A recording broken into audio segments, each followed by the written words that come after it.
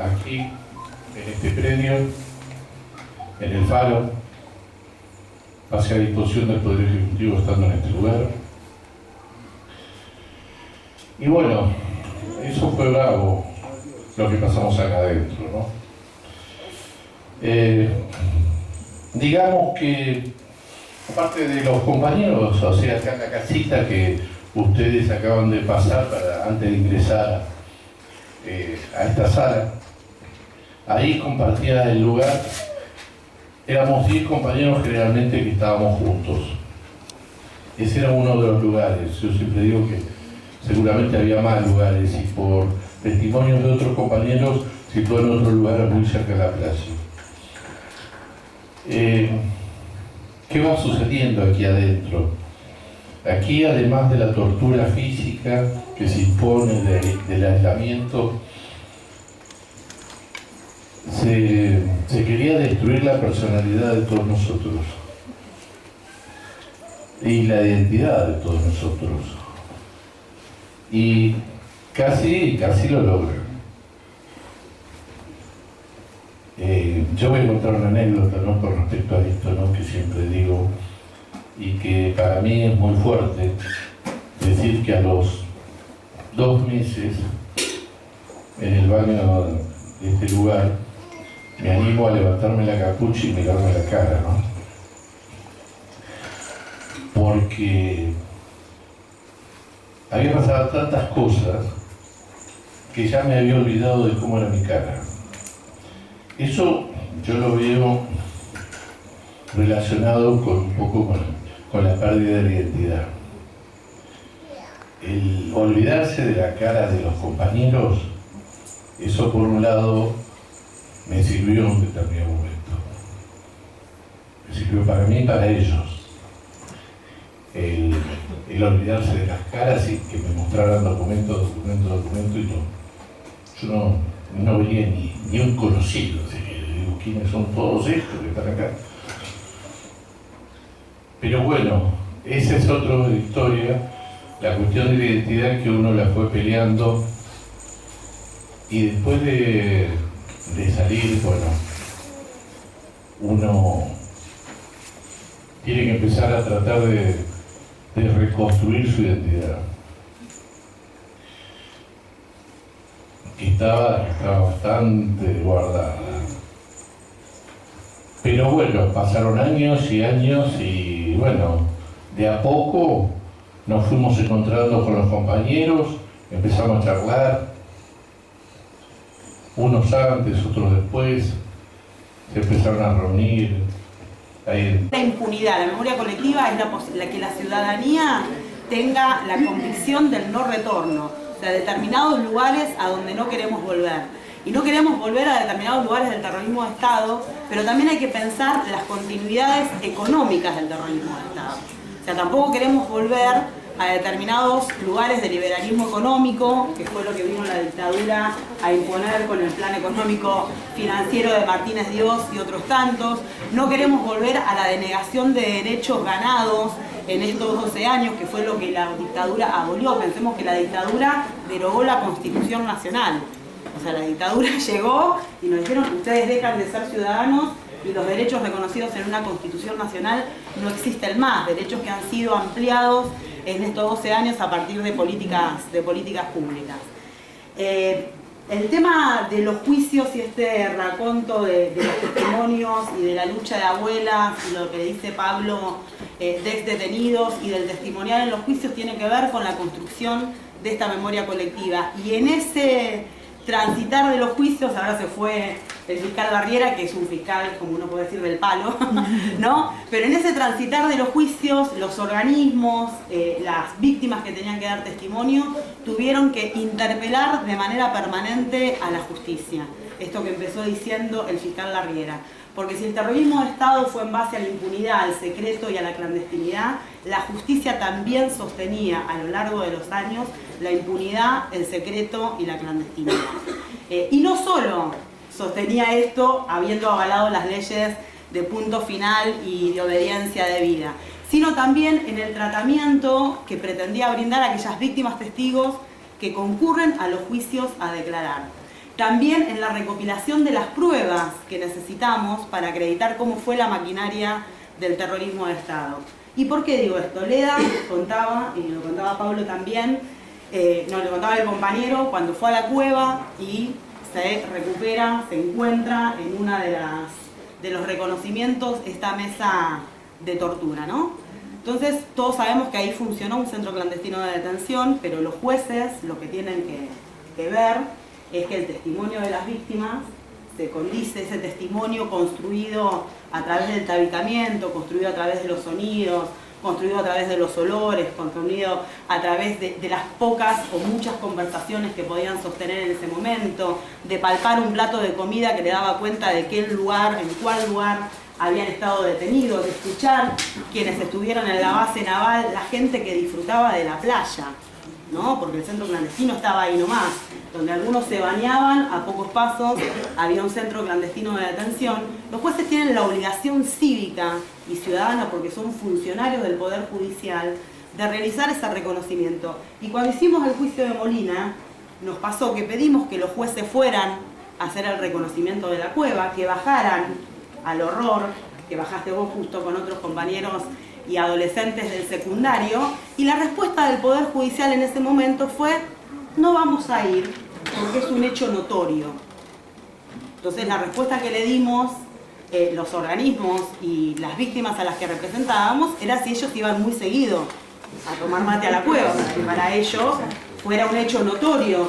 Que ahí funcionó el centro clandestino de detención lo sabíamos, pero las dimensiones de ese centro clandestino de detención, poder ver cuando la persona decía bajé determinada cantidad de escalones, que se encargaron de tapar con una rampa cuando allá la CONADEP en el año 79, en el año 84 que hizo hacer el reconocimiento, porque la impunidad continuaba. O sea, el bill de impunidad con el que actuó la dictadura fue durante la dictadura, pero también a posteriori, ¿no? Destruyendo, modificando los centros clandestinos.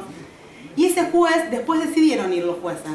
Y dio la casualidad que fuimos un 6 de junio a hacer el reconocimiento a la cueva, invierno, y el juez, que tenía un tapado bastante potente puesto, en ese momento en la cueva dijo: puedo estar sintiendo el frío del que hablan las víctimas. Y yo recuerdo que lo miré y le respondí: y usted está con ese piloto puesto, imagínese estando desnuda y torturada durante días.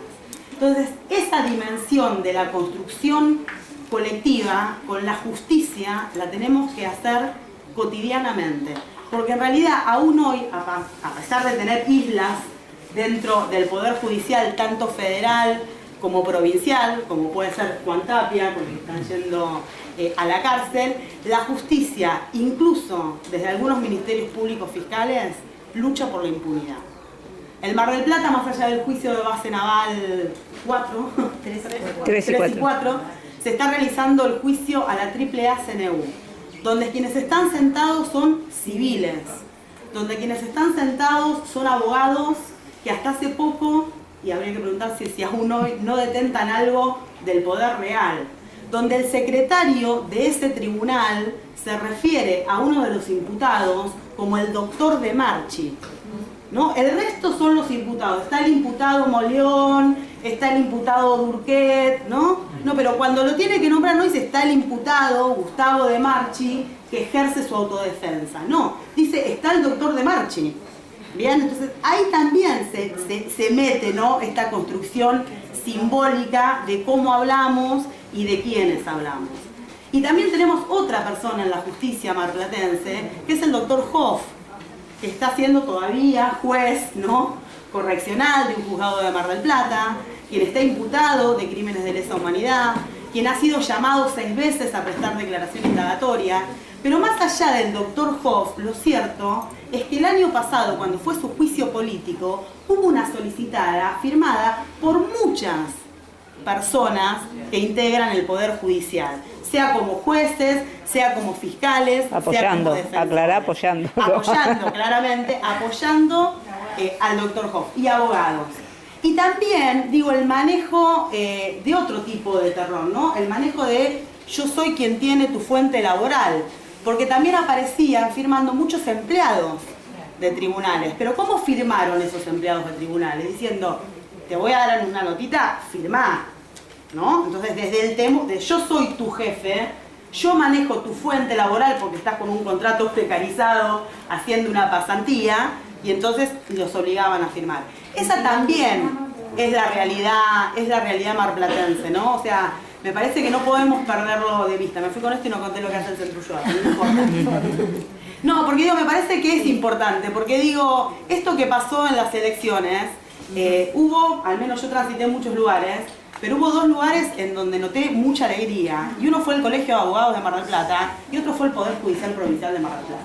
Entonces, también eso es una lectura que uno tiene que hacer, porque en definitiva son esas personas las que después van a decir si nuestros derechos fueron vulnerados o no fueron vulnerados. Si las leyes que se ganaron a través de las políticas públicas fueron derogadas ilegítimamente o no. Los amparos que tengamos que presentar, los posibles habeas corpus que tengamos que presentar en caso de detenciones por protesta, van a ser atendidos por esa justicia.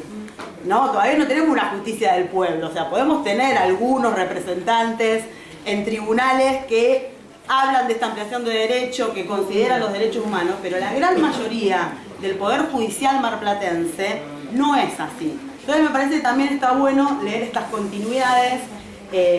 Yo traigo un dato porque hablamos de Mar del Plata y de Arroyo. Yo soy oriunda de Olavarría. El año pasado hicimos el juicio de Montepeloni, después de mucho tiempo, que fue uno de los centros clandestinos de detención. Se logró condenar a la cúpula y a quienes eran el grupo de Patota y el grupo de torturadores.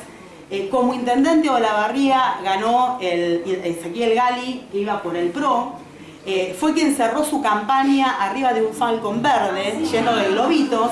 Todo uno puede pensar, si uno es bien pensada, por ejemplo, si bueno, capaz que como él no tiene una afectación y desconoce lo que pasó, o quiere desconocerlo, un falcón verde, un falcón rojo, un falcón amarillo, capaz que le significa lo mismo, y uno por la afectación que tiene con la historia y con el compromiso le significa alguna cosa. Pero no, lo hizo a propósito, porque una de las primeras medidas que anunció que va a tomar es designar como director del Hospital de Mar del Plata a un ex militar, el militar Puentes, el general Puentes, que el año pasado fue testigo de concepto del máximo responsable de la desaparición y muerte de los compañeros de la barriga.